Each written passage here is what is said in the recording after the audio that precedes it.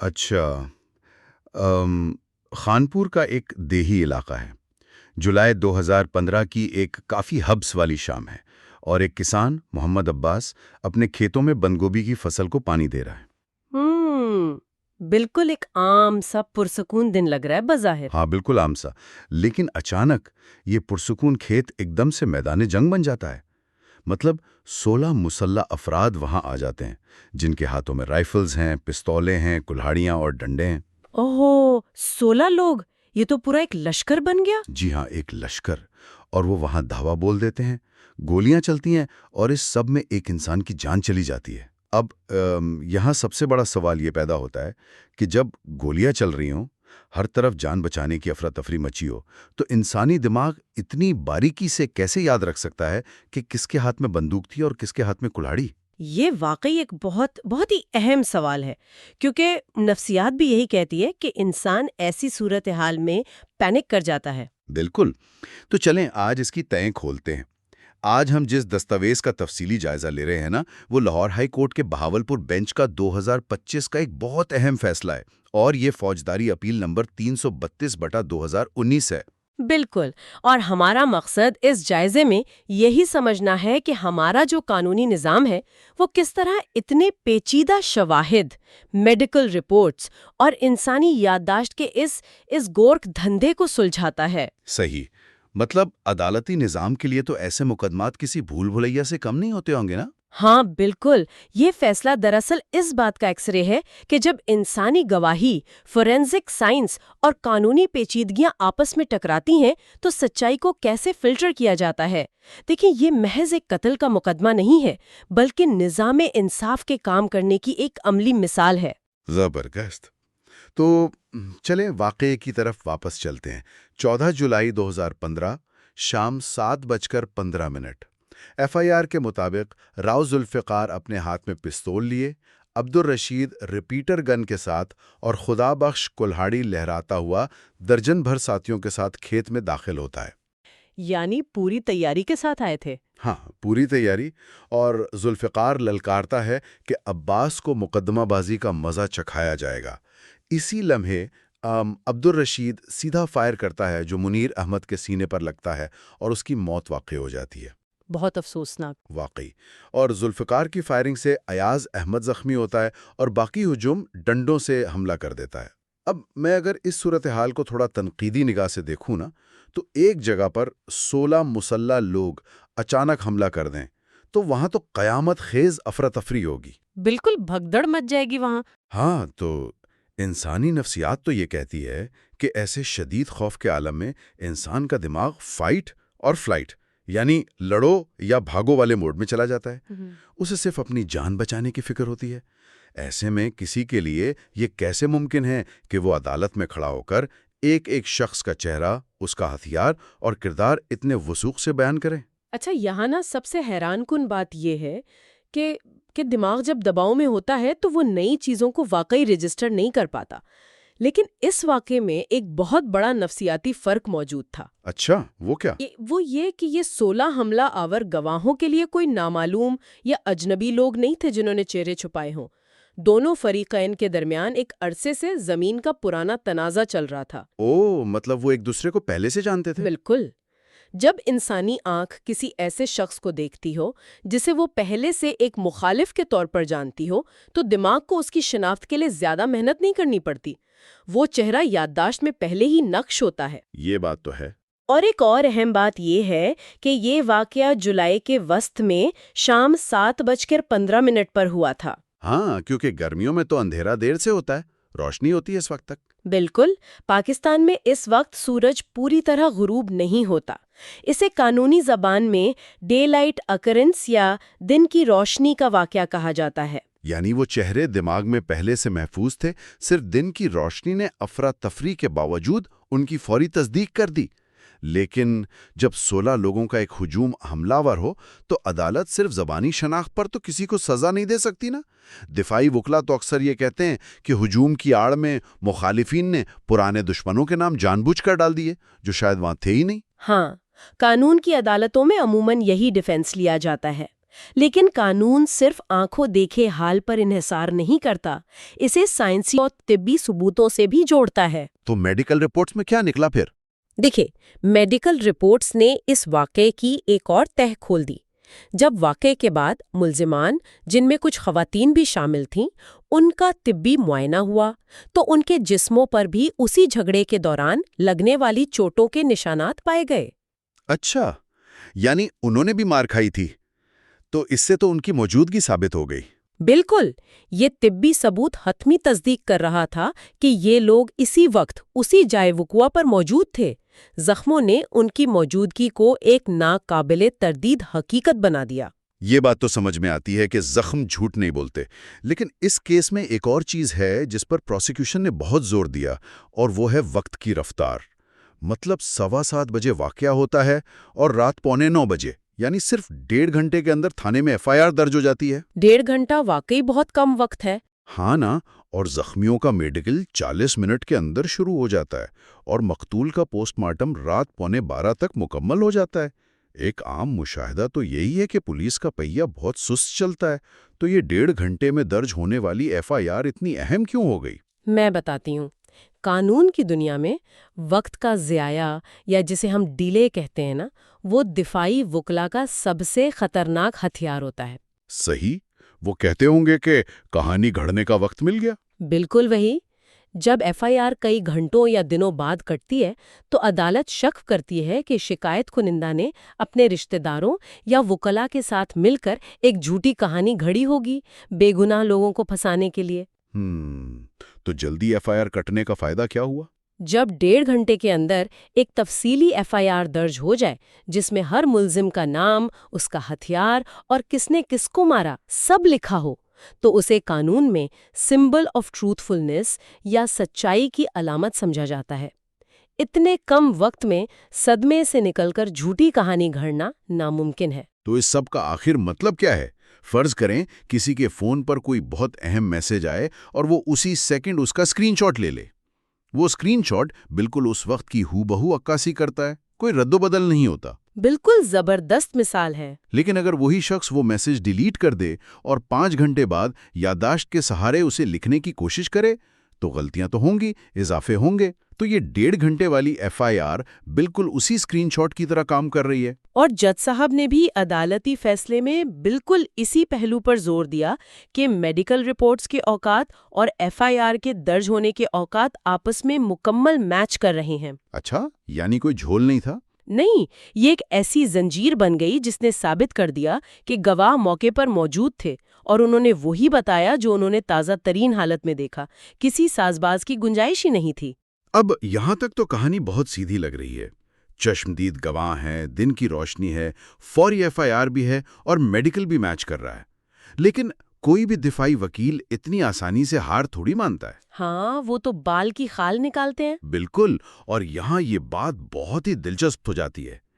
اس case میں دفاعی وکلا نے سائنس کا سہارا لے کر ایک ایسا وار کیا جس نے ایک لمحے کے لیے پورے مقدمے کی بنیادیں ہلا دیں۔ انہوں نے پوسٹ مارٹم کرنے والے ڈاکٹر ارسلان شاہد، ان کی رپورٹ میں ایک بہت بڑی سائنسی خامی نکال لی۔ ہاں، اور یہ اس مقدمے کا سب سے ٹیکنیکل اور پیچیدہ مرحلہ تھا۔ وہ خامی کیا تھی ذرا بتائیں، کیونکہ گواہوں نے تو کہا تھا کہ عبدالرشید نے سیدھا فائر کیا تھا۔ بالکل، گواہوں نے حلفیہ بیان دیا تھا کہ مرکزی ملزم نے اپنی جگہ پر کھڑے ہو کر بالکل سیدھا فائر کیا جو مقتول کے سینے پر لگا، لیکن جب ڈاکٹر ارسلان شاہد کی رپورٹ دیکھی گئی نا تو اس میں لکھا تھا کہ گولی کا زاویہ سپیریئر ٹو انفیریئر تھا، یعنی اوپر سے نیچے کی طرف۔ اوپر سے نیچے کی طرف؟ لیکن اگر فائر سیدھا ہوا تھا تو گولی اوپر سے نیچے کیسے جا سکتی ہے؟ دفاعی وکلا نے تو ضرور یہ مدعا اٹھایا ہوگا۔ بالکل، انہوں نے یہی زبردست دلیل دی کہ اگر بندوق سیدھی رکھ کر فائر ہوئی تو گولی سینے میں جا کر نیچے کی طرف کیسے سفر کر سکتی ہے۔ انہوں نے کہا کہ یہ طبی ثبوت گواہوں کے بیانات کی خلم خلا نفی کر رہا ہے۔ بظاہر تو یہ دلیل واقعی بہت وزنی لگتی ہے۔ ایک عام مشاہدہ بھی یہی ہے کہ سیدھی فائر کی گئی گولی کا راستہ سیدھا ہونا چاہیے، لیکن اگر میں فزکس کے قوانین کو روزمرہ کھیلوں کی مثال سے سمجھنے کی کوشش کروں، جیسے سنوکر یا بلیئرڈز، جی، سنوکر میں تو زاویے ہی سب کچھ ہوتے ہیں۔ ہاں، جب کھلاڑی سفید گیند کو بالکل سیدھی ہٹ لگاتا ہے تو وہ سیدھی ہی جاتی ہے، لیکن جب وہی گیند آگے جا کر کسی دوسری گیند یا کشن سے ٹکراتی ہے تو وہ ٹکرا کر اپنا زاویہ بدل لیتی ہے اور دوسری طرف نکل جاتی ہے۔ ہٹ سیدھی تھی لیکن راستے کی رکاوٹ نے رخ بدل دیا۔ کیا انسانی جسم کے اندر گولی کے ساتھ بھی ایسا ہو سکتا ہے؟ ارے واہ، آپ نے بالکل صحیح نشاندہی کی ہے۔ ڈاکٹر ارسلان شاہد نے عدالت میں اسی سائنسی حقیقت کو تفصیل سے بیان کیا۔ تو ڈاکٹر نے کیا کہا کراس ایگزامینیشن میں؟ جب ان سے اس تضاد کے بارے میں پوچھا گیا تو انہوں نے وضاحت کی کہ گولی جسم سے آر پار نہیں ہوئی تھی، یعنی کوئی ایگزٹ واؤنڈ نہیں تھا۔ گولی سینے میں بالکل سیدھی داخل ہوئی، لیکن اندر جاتے ہی وہ چوتھی اور پانچویں پسلی کی سخت ہڈیوں سے بڑی قوت کے ساتھ ٹکرائی۔ اچھا، یعنی ہڈیوں نے رکاوٹ کا کام کیا، سنوکر کی گیند کی طرح؟ بالکل، اور اس زوردار تصادم نے گولی کی سمت بدل دی اور وہ نیچے کی طرف سفر کرتی ہوئی پانچویں اور چھٹی پسلی کے درمیان پھنس گئی۔ فورینزک سائنس میں اسے ریکوشے ایفیکٹ کہا جاتا ہے۔ ریکوشے ایفیکٹ، یعنی گولی کا کسی سخت چیز سے ٹکرا کر راستہ بدل لینا۔ واہ، اس کا مطلب ہے کہ سائنس اور چشمدید گواہ ایک دوسرے کے خلاف نہیں تھے، بلکہ سائنس تو دراصل گواہوں کے بیان کی مزید گہرائی میں تصدیق کر رہی تھی۔ اور ہائی کورٹ کے جج نے ڈاکٹر کی اس سائنسی تشریح کو مکمل طور پر تسلیم کیا۔ انہوں نے فیصلے میں لکھا کہ یہ ریکوشے ایفیکٹ پروسیکیوشن کی کہانی کو کمزور نہیں کرتا، بلکہ اس کے عین مطابق ہے۔ سائنسی شواہد تو واقعی کمال ہوتے ہیں۔ کوئی اور بھی فورینزک ثبوت تھا کیا؟ جی ہاں، فورینزک شواہد کا ایک اور پہلو بھی تھا جس نے ملزم کے گرد گھیرا تنگ کر دیا۔ واقعے کے دن پولیس نے جائے وہ کنواں سے گولیوں کے خول اکٹھے کیے اور پنجاب فورینزک سائنس ایجنسی یا PFSA کی لیبارٹری بھیج دیے۔ لیکن فورینزک ایجنسی خولوں سے کیا ثابت کر سکتی ہے جب تک وہ بندوق نہ ملے جس سے فائر ہوا تھا؟ یہی تو بیلسٹک سائنس کا کمال ہے۔ جب کوئی بندوق کا ٹریگر دباتا ہے نا، تو فائرنگ پن گولی کے پچھلے حصے پر ضرب لگاتی ہے۔ اس دھماکے سے خول پیچھے دھکیلا جاتا ہے اور بندوق کی دھات سے رگڑ کھاتا ہے۔ اچھا، تو اس رگڑ کا کیا فائدہ ہوتا ہے؟ یہ رگڑ کھول پر انتہائی باریک خراشیں چھوڑ دیتی ہے۔ یہ نشانات بالکل فنگر پرنٹس کی طرح ہر بندوق کے لیے منفرد ہوتے ہیں، اور کئی ماہ بعد جب 18 نومبر 2015 کو مرکزی ملزم عبدالرشید گرفتار ہوا تو پولیس نے اس سے وہی ریپیٹر گن برآمد کر لی۔ اور پھر ان کا لیب میں موازنہ کیا گیا ہوگا؟ بالکل، PFSA ماہرین نے اس گن سے ٹیسٹ فائر کیے اور جائے وقوع والے خولوں کا خوردبینی موازنہ کیا۔ رپورٹ 100% مثبت آئی، ثابت ہو گیا کہ خول اسی گن سے چلے تھے۔ کیا بات ہے! جب اتنے سارے سائنسی، طبی اور فورینزک شواہد ایک فولادی دیوار کی طرح کھڑے ہو جائیں نا، تو عدالتوں میں ملزمان اور ان کے وکلاء کا آخری حربہ قانونی باریکیاں اور چور راستے تلاش کرنا ہوتا ہے۔ ہاں، قانون میں خامیاں ڈھونڈنا تو ان کا کام ہے۔ اور اس کیس میں بھی ایسا ہی ہوا۔ یہاں ضابطہ فوجداری یا CRPC کا ایک انتہائی دلچسپ باب کھلتا ہے۔ ہوا کچھ یوں کہ مرکزی ملزم کے ساتھ کچھ اور ساتھی بھی تھے، شبیر، رمضان، راشد اور خدا بخش۔ ٹرائل کورٹ نے انہیں جیل بھیجنے کے بجائے بطور دمن 10,000 روپے جرمانہ ادا کرنے کا حکم دیا۔ اچھا، یہاں میں ایک بات کی وضاحت کر دوں کہ یہ جو دمن ہے نا، یہ کوئی عام ریاستی جرمانہ یا ٹریفک ٹکٹ نہیں ہے۔ ہمارے قانونی نظام میں جو اسلامی فقہ سے رہنمائی لیتا ہے، دمن ایک مالی معاوضہ ہوتا ہے۔ یعنی یہ پیسہ سرکار کو نہیں جاتا؟ نہیں، یہ ریاست کے خزانے میں نہیں جاتا۔ اس کا مقصد چوٹ کا ازالہ کرنا ہوتا ہے، اور یہ رقم براہ راست زخمی شخص کو دی جاتی ہے۔ ٹرائل کورٹ کا فیصلہ آتے ہی ان ملزمان نے 10,000 روپے بطور دمن فوراً ادا کر دیے۔ اور یہیں سے سارا قانونی کھیل شروع ہوا۔ جب ان ملزمان نے اس فیصلے کے خلاف ہائی کورٹ میں اپیل کی تو سرکاری وکیل نے ایک بہت بڑا قانونی اعتراض داغ دیا۔ اس نے کہا کہ چونکہ انہوں نے دمن ادا کر دیا ہے تو اس کا مطلب ہے انہوں نے فیصلہ مان لیا ہے اور جرم قبول کر لیا ہے۔ جی، پروسیکیوٹر کا موقف تھا کہ اب ان کے پاس اپیل کا حق نہیں رہا۔ میں اگر اسے روزمرہ کی زندگی سے جوڑوں تو جیسے کسی کا ٹریفک چالان ہوتا ہے، اسے لگتا ہے اس نے قانون نہیں توڑا، لیکن وہ جھنجٹ سے بچنے کے لیے پیسے بھر دیتا ہے، لیکن ذہن میں وہ خود کو مجرم نہیں مانتا۔ کیا عدالت میں جرمانہ بھرنے کا بھی یہی مطلب ہے کہ جرم قبول کر لیا؟ اگر ہم اسے وسیع تناظر میں دیکھیں نا تو قانون اس معاملے کو بہت مختلف نظر سے دیکھتا ہے۔ جج صاحب نے پروسیکیوٹر کے اس اعتراض کو مسترد کر دیا اور ضابطہ فوجداری کی دفعہ 415A کا حوالہ دیا۔ یہ دفعہ 415A کیا کہتی ہے؟ اس کا مقصد ہی ناانصافیوں کو روکنا ہے۔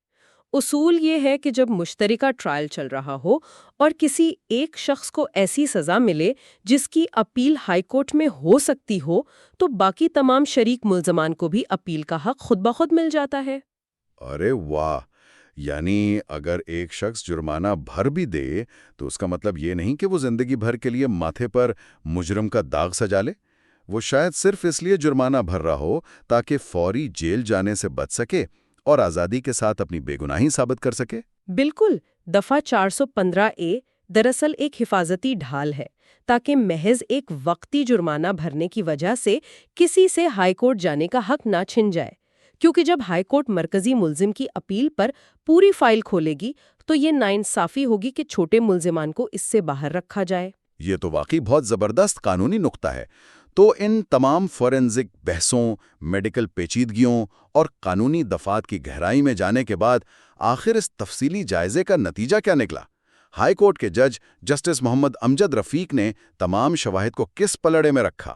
جسٹس محمد امجد رفیق نے تمام ریکارڈز، فورینزک لیب کی رپورٹس اور ڈاکٹروں کی گواہی کا باریک بینی سے جائزہ لینے کے بعد اپیل کو مکمل طور پر خارج کر دیا۔ یعنی سزا برقرار رہی؟ جی بالکل، عبدالرشید کی عمر قید کی سزا برقرار رکھی گئی اور 2 لاکھ روپے کا جرمانہ بھی، البتہ اسے دفعہ 382B کا فائدہ ضرور دیا گیا، یعنی ٹرائل کے دوران اس نے جو وقت جیل میں گزارا تھا وہ کل سزا میں سے مائنس ہو جائے گا۔ اور جو لوگ ضمانت پر تھے ان کا کیا ہوا؟ چونکہ وہ اپیل کے دوران ضمانت پر باہر تھا، عدالت نے فوری ضمانت منسوخ کر کے اسے دوبارہ جیل بھیج دیا تاکہ وہ بقیہ سزا کاٹے۔ دیگر ملزمان کی دمن کی سزائیں بھی قائم رہیں۔ تو دیکھیں، ایک زمین کے ٹکڑے سے شروع ہونے والا تنازعہ کس طرح عمر قید اور جیل کی سلاخوں تک پہنچ گیا۔ اس عدالتی فیصلے کو پڑھتے ہوئے ایک ایسا نقطہ سامنے آتا ہے جو ہمارے پورے معاشرتی اور قانونی نظام کے بارے میں گہرا سوال کھڑا کرتا ہے۔ وہ کیا؟ جج صاحب نے فیصلے میں زمین کے اس تنازع اور پرانی دشمنی کو، جو کہ اس واقعے کا محرک تھی، اسے ایک 2 دھاری تلوار کا نام دیا۔ یہ ایک بہت طاقتور تشبیہ ہے۔ ایک طرف کی دھار تو واضح ہے کہ دشمنی تھی تو حملہ کیا، غصہ تھا، جان لے لی، یہ پروسیکیوشن کو مضبوط کرتا ہے۔ لیکن اس کی دوسری دھار نظام انصاف کے لیے خطرہ بھی تو ہے۔ وہ اس طرح کے پرانی دشمنی میں جھوٹے کیسز بھی تو بنتے ہیں۔ بالکل۔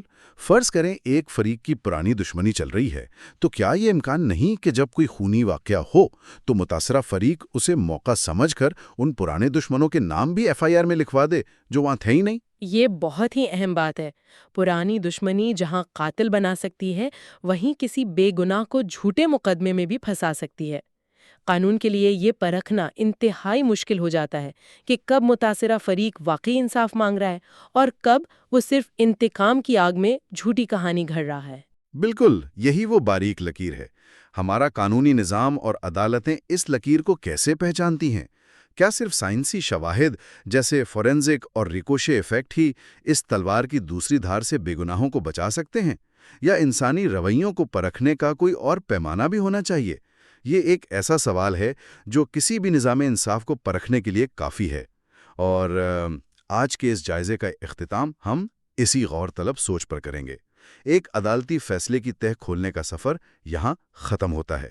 ملتے ہیں اگلی بار ایک نئی دستاویز اور نئے سوالات کے ساتھ۔